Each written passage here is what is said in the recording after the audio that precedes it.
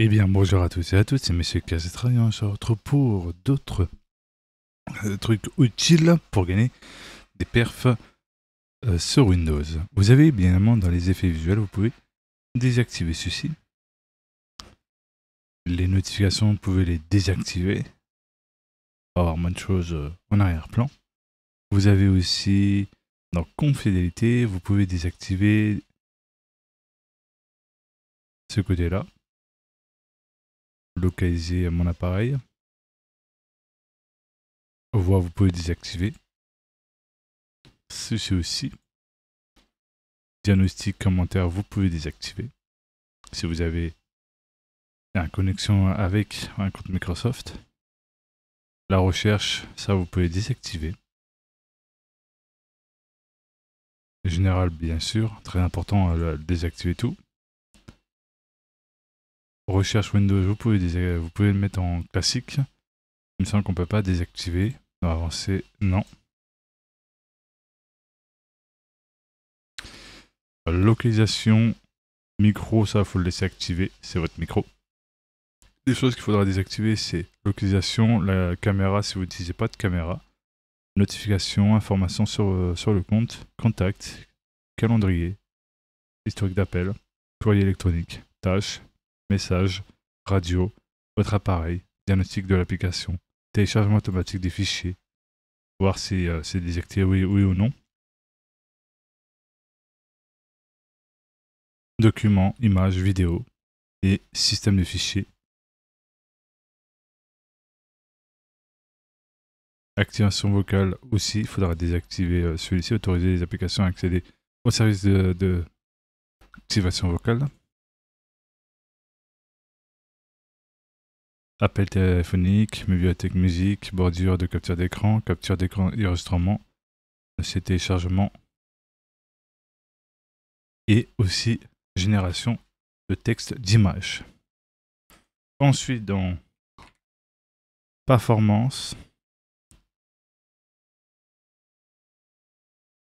voici mes réglages personnellement, mais je peux vous conseiller de laisser activer. Miniature au lieu des icônes, afficher les ombres sur les pointeurs de la souris, afficher le contenu des fenêtres pendant leur déplacement, animer les fenêtres lors de leur réduction et de leur agrandissement, et lisser la police d'écran. Aussi, ce qui est important, dans la gestion de l'alimentation, vous pouvez, si vous le sentez et vous ne voulez pas faire de l'optimisation de OPK Optimizer, mettez en performance élevée. Privilégiez les performances, mais peut consommer davantage d'énergie. Moi, personnellement, j'utilise Pika Optimizer, je vous mettrai dans la description, qui fait tout seul, sans besoin que vous faites à la main, comme je vous ai montré, et où ça optimise évidemment Provide Bitsum Optimized CPU Performance. Bon, mon anglais est à chier, je l'admets, mais ça peut vous aider grandement. Dans personnalisation, dans l'éclairage dynamique, vous pouvez désactiver si besoin. Démarrer, vous laissez par défaut et désactiver ici. Barre des tâches, vous pouvez désactiver ici, et mettre clavier tactile jamais si vous utilisez uniquement votre clavier de base.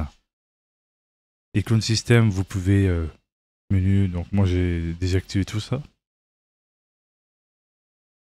Qu'est-ce que je peux vous montrer? Tac tac tac, notification, ça vous pouvez désactiver, ça je vous ai déjà montré. Dans jeu, game bar vous pouvez désactiver. Capture aussi vous pouvez désactiver. Le seul truc qu'il faudra laisser, c'est le mode jeu. Optimisez votre ordinateur personnel pour les jeux en désactivant les éléments à l'arrière-plan. Donc le fait que lorsque vous lancez un jeu, tout ce qui est en arrière-plan sera désactivé. À part votre carte au son, tout ce que vous utilisez pour vos vidéos YouTube ou streamer, qui n'auront aucun impact. Tout ce qui est inutile, évidemment, sera désactivé. Aussi, ce qui est important, vous pouvez aller directement dans Paramètres, dans Système, Écran. Désactiver l'éclairage nocturne au cas où. Évidemment, prendre l'échelle recommandée et la résolution recommandée de votre écran. L'orientation de l'écran, laisser en paysage. Multiple, c'est que si vous avez Choisissez le mode de présentation de vos écrans, voilà. Ça, c'est laissé par défaut. Moi, personnellement, c'est laissé comme ça.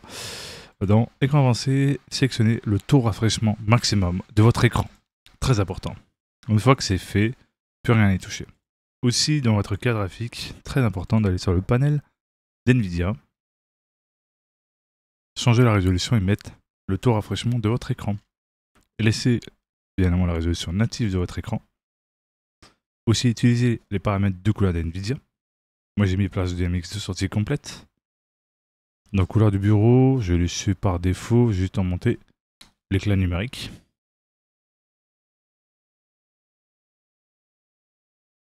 Donc avec la taille, je l'ai laissé par défaut.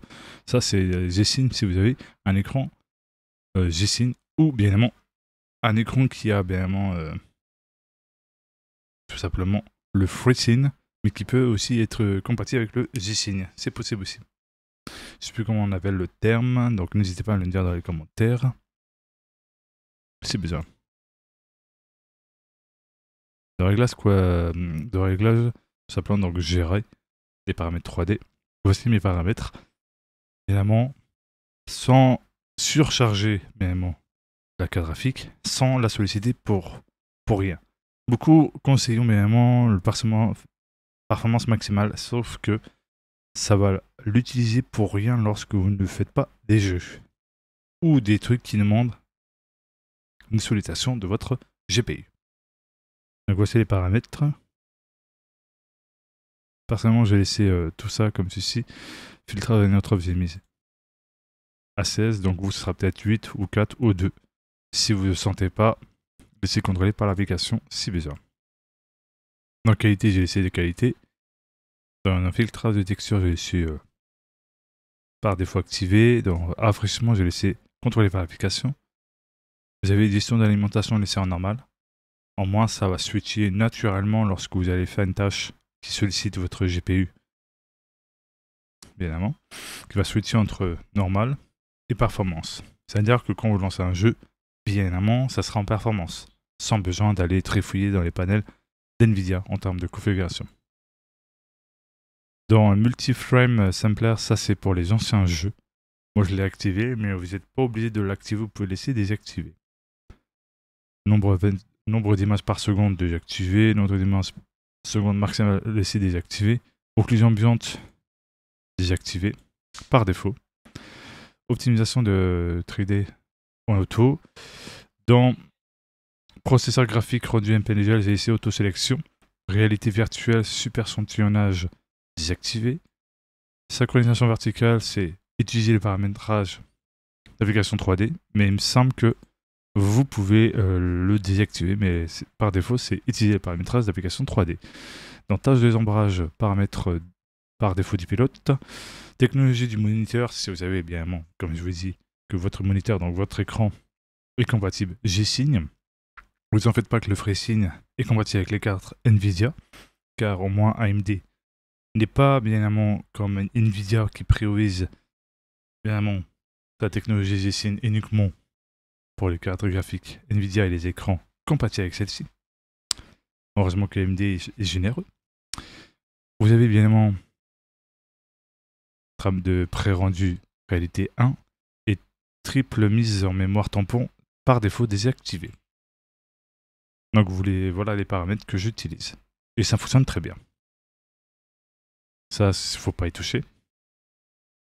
Dans vidéo, j'ai mis NVIDIA, couleur, je vais laisser comme ça.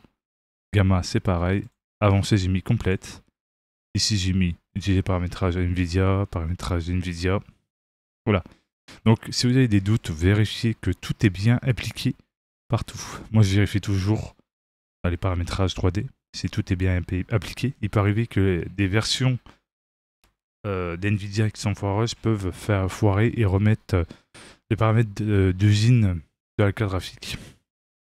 Donc, n'hésitez pas à vérifier.